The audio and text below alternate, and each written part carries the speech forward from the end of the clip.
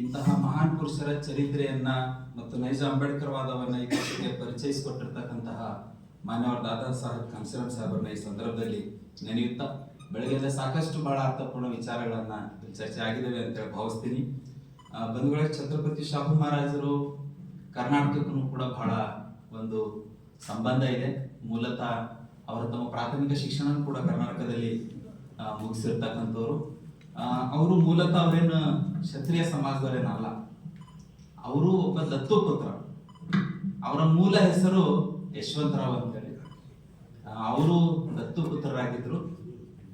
ತಮ್ಮ 10ನೇ ವಯಸ್ಸಿಗೆ ಅಂದ್ರೆ ಅಧಿಕಾರವನ್ನು ವಹಿಸಿಕೊಂಡು ವಿಶ್ವವಿದ್ಯಾಲಯ ಮಟ್ಟದ ಅಧ್ಯಯನವನ್ನ ಮಾಡಿ ಈ ಸಾಮಾಜಿಕ ಪರಿವರ್ತನೆಗೆ ಏನಂದ್ರೆ ಕೆಲಸವನ್ನ ಮಾಡಿರ್ತಕ್ಕಂಥವ್ರು. ಅವ್ರ ಕೆಲಸದ ಬಗ್ಗೆ ಸಾಕಷ್ಟು ಚರ್ಚೆ ಆಗಿದೆ, ಅವುಗಳನ್ನ ಮತ್ತೆ ರಿಪೀಟ್ ಮಾಡೋದು ಬೇಡ.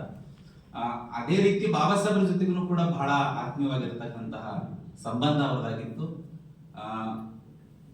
ಫುಲೆ ಅವರ ಆರಂಭವಾಗಿರ್ತಕ್ಕಂಥ ಈ ದೇಶದ ಸಾಮಾಜಿಕ ಪರಿವರ್ತನೆ ಚಳವಳಿ, ಫುಲೆ ಅವರು ಆರಂಭ ಮಾಡಿರ್ತಕ್ಕಂಥ ಚಳವಳಿ ಅವ್ರ ನಂತರ ಶಾಹು ಮಹಾರಾಜರು ಎತ್ಕೋತಾರೆ. ಶಾಹು ಮಹಾರಾಜರೇ 1920ರಲ್ಲಿ ಒಂದು ಮನ್ಗಾಂನಲ್ಲಿ ಒಂದು ಸಮ್ಮೇಳನವನ್ನ ಏರ್ಪಡಿಸಿ ಆ ಸಮ್ಮೇಳನದಲ್ಲಿ ಬಾಬಾ ಸಾಹೇಬ್ರನ್ನ ಕರೆಸಿ ಇಡೀ ಭಾರತಕ್ಕೆ ಏನದಂದ್ರೆ ಬಾಬಾ ಸಾಹೇಬ್ರನ್ನ ಪರಿಚಯಿಸಿರ್ತಕ್ಕಂಥ. ನೋಡಿ, ಇಲ್ಲಿ ತನಕ ಈ ಚಳವಳಿಯನ್ನ ನಾನು ನಡೆಸ್ಕೊಂಡು ಬಂದೀನಿ, ಬಟ್ ನನಗೆ ಆರೋಗ್ಯ ಸಹಕರಿಸ್ತಾ ಇಲ್ಲ, ನಾನೇನು ಉಳಿಯಲ್ಲ ಬಹಳ ದಿನ.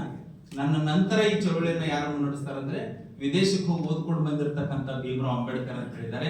ನೀವೆಲ್ಲರೂ ಕೂಡ ಅವ್ರನ್ನ ಬೆಂಬಲ ಮಾಡ್ರಿ, ಅವರು ಈ ಚಳವಳಿಯನ್ನ ಮುನ್ನಡೆಸ್ತಾರೆ ಅಂತ ಹೇಳಿ ದೇಶಕ್ಕೆ ಪರಿಚಯಿಸಿರ್ತಕ್ಕಂಥವ್ರು ಬಾಬಾ ಸಾಹೇಬ್ರನ್ನ ಅಂದ್ರೆ ಯಾರಂದ್ರೆ ಅದು ಶಾಹು ಮಹಾರಾಜ್. ಬರೀ ಅಷ್ಟೇ ಮಾಡಿಲ್ಲ ನೋಡಿ, ಅದು ಬೇರೆ ವಿಷಯ. OBC ಸಮುದಾಯದವರಿಂದ ಆರಂಭವಾಗಿರ್ತಕ್ಕಂಥ ಈ ದೇಶದ ಸಾಮಾಜಿಕ ಪರಿವರ್ತನೆ ಚಳವಳಿ ಫುಲೆ ಅವರಿದ್ದಾಗ ಹಿಂದುಳಿದ ವರ್ಗಗಳು ಸಪೋರ್ಟ್ ಮಾಡಿದ್ರು, ಶಾಹು ಮಹಾರಾಜರಿದ್ದಾಗ ಸಪೋರ್ಟ್ ಮಾಡಿದ್ರು. ಯಾವಾಗ ಡಾಕ್ಟರ್ ಅಂಬೇಡ್ಕರ್ ಅಂತಕ್ಕಂಥ ಒಬ್ಬ ಶೆಡ್ಯೂಲ್ ಕಾಸ್ಟ್ ಲೀಡರ್ಶಿಪ್ ಸಿಕ್ತು, ಆಗ ಹಿಂದುಳಿದ ವರ್ಗಗಳು ಅವ್ರಿಗೆ ಸಪೋರ್ಟ್ ಮಾಡಿಲ್ಲ, ಅದು ಬೇರೆ ವಿಷಯ. ಬಾಬಾ ಸಾಹೇಬ್ ಅಂಬೇಡ್ಕರ್ ಅವ್ರನ್ನ ಪರಿಚಯ ಮಾಡಿಸಿ ಅಷ್ಟೇ ಅಲ್ಲದೆ ಅವರಿಗೆ ಸಹಾಯ ಕೂಡ ಮಾಡ್ತಾರೆ, ವಿದೇಶಕ್ಕೆ ಹೋಗಿ ಓದೋದನ್ನು ಕೂಡ ಸಹಾಯ ಮಾಡ್ತಾರೆ. ಎಷ್ಟು ಮಟ್ಟಿಗೆ ಆತ್ಮೀಯತೆ ಬಾಬಾ ಸಾಹೇಬ್ರ ಜೊತೆಗೆ ಇತ್ತಂದ್ರೆ, ಒಬ್ಬ ರಾಜ ಆಸ್ಥಾನದಲ್ಲಿ ಕೂತ್ಕೊಂಡು ಊಟ ಮಾಡುವಾಗ ಯಾರಿಗೂ ಕೂಡ ಬಿಡ್ತಾ ಇರಲಿಲ್ಲ. ಆದ್ರೆ ಬಾಬಾ ಸಾಹೇಬ್ ಅಂಬೇಡ್ಕರ್ ಅವ್ರ ಒಬ್ಬರಿಗೆ ಮಾತ್ರ ಏನಂದ್ರೆ ಶಾಹು ಮಹಾರಾಜರ ಜೊತೆನಲ್ಲಿ ಕೂತ್ಕೊಂಡು ಏನಂದ್ರೆ ಅವ್ರನ್ನ ತಗೊಂಡು ಅವ್ರ ಜೊತೆಲಿ ಕೂಡಿಸ್ಕೊಂಡೇ ಊಟ ಮಾಡಿರ್ತಕ್ಕಂಥ. ಸೊ ಅಷ್ಟೊಂದು ಬಾಬಾ ಸಾಹೇಬ್ರನ್ನ ಅವರು ಆತ್ಮೀಯವಾಗಿ ಏನಂದ್ರೆ ನೋಡ್ಕೊಂಡಿದ್ರು.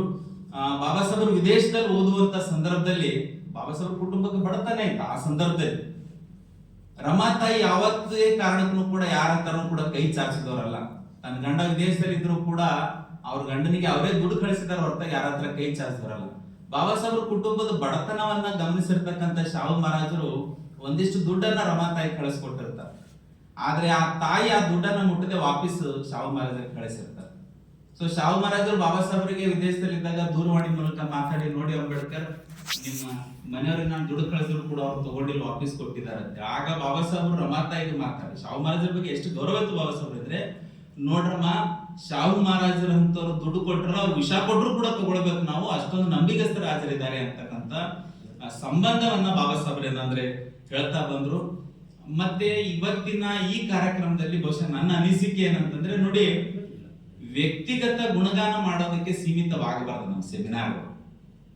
ಶಾಹು ಮಹಾರಾಜರು, ಮಹಾತ್ಮ ಜ್ಯೋತಿಬಾ ಫುಲೆ ಇವತ್ತು ನಮ್ಮ ಮುಂದೆ ಇರ್ತಕ್ಕಂಥ ಸವಾಲುಗಳಿಗೆ ಹೆಂಗೆ ಪರಿಹಾರ ಮಾರ್ಗವಾಗಿ ಅಪ್ಲೈ ಆಗ್ತಾರೆ ಅನ್ನುವಂಥದ್ದನ್ನ ನಾವು ಚರ್ಚೆ ಮಾಡಬೇಕಾಗಿದೆ. ನೋಡಿ, ಯಾಕೆ ಶಾಹು ಮಹಾರಾಜರು ಅಷ್ಟೊಂದು ದೊಡ್ಡ ಮಟ್ಟದ ಕ್ರಾಂತಿ ಮಾಡೋದಕ್ಕೆ ಸಾಧ್ಯ ಆಯ್ತು ಅಂದ್ರೆ ಅವ್ರ ಕೈಯಲ್ಲಿ ಅಧಿಕಾರ ಇತ್ತು. ಆ ಅಧಿಕಾರವನ್ನ ಅವ್ರು ಯಾವ ನಿಟ್ಟಿನಲ್ಲಿ ಬಳಸಿದ್ರು ಅನ್ನೋದನ್ನ ನಾವೆಲ್ಲರೂ ಕೂಡ ಗಮನಿಸಬೇಕು. ನೋಡಿ, ಬಾಬಾ ಸಾಹೇಬ್ರು ಹೇಳ್ತಾರೆ, ನಿಮಗೆ ಒಂದು ಸೂಜಿ ಮೊಳೆಯಷ್ಟು ಅಧಿಕಾರ ಸಿಕ್ಕರು ಅದನ್ನ ನಿಮ್ಮ ಸಮಾಜದ ಏಳಿಗೆಗಾಗಿ ಬಳಸ್ರಿ ಅಂತ ಹೇಳೋದು, ಹೌದಾ?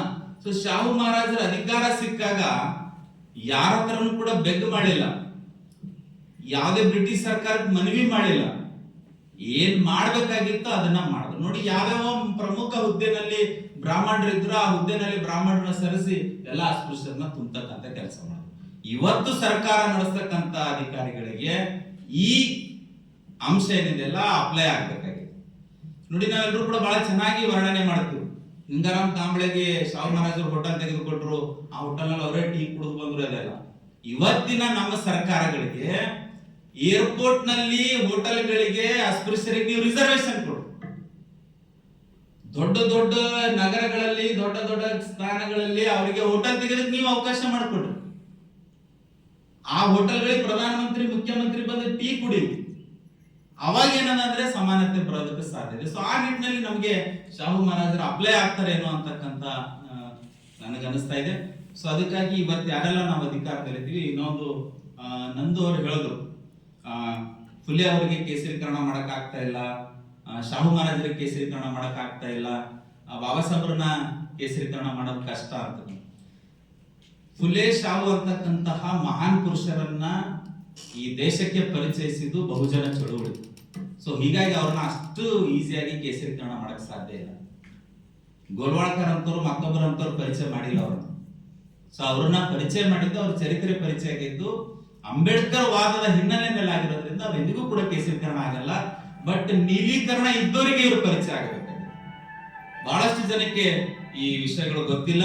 ಸೊ ಆ ನಿಟ್ಟಿನಲ್ಲಿ ಗುಲ್ಬರ್ಗ ಕನ್ನಡ ಅಧ್ಯಯನ ಸಂಸ್ಥೆ ಏನಂದ್ರೆ ಇಂತಹ ಮಹಾನ್ ಪುರುಷರನ್ನ, ಇವರ ಚಿಂತನೆಗಳನ್ನ ಪರಿಚಯಿಸ್ತಕ್ಕಂತ ಕೆಲಸ ಆಗ್ತಾ ಇದೆ. ಮತ್ತೆ ನನಗೆ ಅನಿಸ್ತಾ ಇರೋದೇನೆಂದ್ರೆ, ನಮ್ಮ ಮುಂದೆ ಇರತಕ್ಕಂತಹ ಜಾತಿ ನಿರ್ಮೂಲನೆ ಸವಾಲಿದೆ, ನಮ್ಮ ಮುಂದೆ ಇರತಕ್ಕಂತ ಸವಾಲು ಬಡತನ ನಿವಾರಣೆ ಆಗಬೇಕಾಗಿದೆ. ಈ ಸವಾಲುಗಳಿದೆ. ಈ ಸವಾಲುಗಳನ್ನ ನಿವಾರಣೆ ಮಾಡುವಲ್ಲಿ ನಮಗೆ ಶಾಹು ಮಹಾರಾಜರ ಆಡಳಿತ ಕ್ರಮಗಳು ಬಹಳಷ್ಟು ಏನದಂದ್ರೆ ಅನ್ವಯವಾಗ್ತವೆ. ನಮ್ಮ ಕೈಯಲ್ಲಿರ್ತಕ್ಕಂಥ ಅಧಿಕಾರ ಅಥವಾ ನಾವು ಪಡ್ಕೊಳ್ಬೇಕಾಗಿರ್ತಕ್ಕಂಥ ಅಧಿಕಾರ, ನಮ್ಮ ಅಧಿಕಾರದ ಮೂಲ ಉದ್ದೇಶ ಈ ದೇಶದ ಜಾತಿ ನಿರ್ಮೂಲನೆ, ಈ ದೇಶದ ಬಡತನ ನಿರ್ಮೂಲನೆ ಆಗುತ್ತೆ. ಸೊ ಅದಕ್ಕಾಗಿ ಯಾವುದೇ ಪಕ್ಷ ಆಳ್ವಿಕೆ ಬಂದ್ರು ಕೂಡ ನೋಡಿ, ಶಾಹು ಮಹಾರಾಜರನ್ನ ಯಾರು ಕೂಡ ಗೊತ್ತಿರಲಿಲ್ಲ. ಇತ್ತೀಚೆಗೆ ಈಗ ಮೊನ್ನೆ ಆರಂಭ ಮಾಡಿದ್ದಾರೆ. ಬೇರೆ ಎಲ್ಲಾ ಪಕ್ಷಗಳು ಕೂಡ ಶಾಹು ಮಹಾರಾಜರ ಫೋಟೋ OBC ಐಕಾನ್ ಮಾಡೋದಕ್ಕೆ ಹೊರಟಿದ್ದಾರೆ. ಸೊ ಆ ನಿಟ್ಟಿನಲ್ಲಿ ಯಾಕಂದ್ರೆ ಇನ್ನೂ ಕೂಡ ಜಾಸ್ತಿ ಈ ಮಹಾನ್ ಪುರುಷರ ಚರಿತ್ರೆಗಳು, ಚಿಂತನೆಗಳು, ಅಧ್ಯಯನಗಳು ನಾವು ಹೊರಗೆ ತರಬೇಕಾಗಿದೆ. ಆ ನಿಟ್ಟಿನಲ್ಲಿ ವಿಶ್ವವಿದ್ಯಾಲಯಗಳು ಕೆಲಸ ಮಾಡಬೇಕಾಗಿದೆ.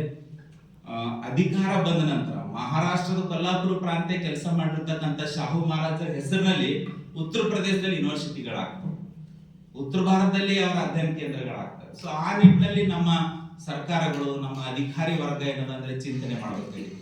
ನಮ್ಮ ಕೈಯಲ್ಲಿ ಅಧಿಕಾರ ಸಿಕ್ಕಾಗ ನಾವ್ ಏನ್ ಮಾಡ್ಬೇಕು ಅಂತಕ್ಕಂಥ ನಿಟ್ಟಿನಲ್ಲಿ ಈ ದೇಶದ ಜಾತಿ ನಿರ್ಮೂಲನೆ, ಬಡತನ ನಿರ್ಮೂಲನೆಗಾಗಿ ನಮ್ಮ ಅಧಿಕಾರದ ಉದ್ದೇಶವನ್ನ ನಾವು ಬಳಸಿಕೊಂಡು ಆ ನಿಟ್ಟಿನಲ್ಲಿ ನಮಗೆ ಈ ಮಹಾಪುರುಷರು ಅನ್ವಯ ಆಗ್ಲಿ ಅಂತಕ್ಕಂಥ ಆಶಯವನ್ನು ವ್ಯಕ್ತಪಡಿಸ್ತಾ, ಆ ನಿಟ್ಟಿನಲ್ಲಿ ಇವತ್ತಿನ ಈ ವಿಚಾರ ಸಂಕಿರಣ ಸಂಪೂರ್ಣವಾಗಿ ಯಶಸ್ವಿಯಾಗಿದೆ ಅಂತಕ್ಕಂಥ ಆಶಯವನ್ನು ವ್ಯಕ್ತಪಡಿಸ್ತಾ, ಮತ್ತೊಮ್ಮೆ ಅಧ್ಯಯನ ಸಂಸ್ಥೆಯ ನಿರ್ದೇಶಕರಿಗೂ ಮತ್ತೆ ಮರಾಠ ಅಭಿವೃದ್ಧಿಯ ಎಲ್ಲ ಪದಾಧಿಕಾರಿಗಳಿಗೂ ಕೂಡ ಮತ್ತು ಅಧ್ಯಯನ ಸಂಸ್ಥೆಯ ಎಲ್ಲ ಗುರುಗಳಿಗೂ ಕೂಡ ವಂದಿಸಿ ನಾನು ಮಾತನ್ನ ಮುಗಿಸ್ತೀನಿ. ಧನ್ಯವಾದ.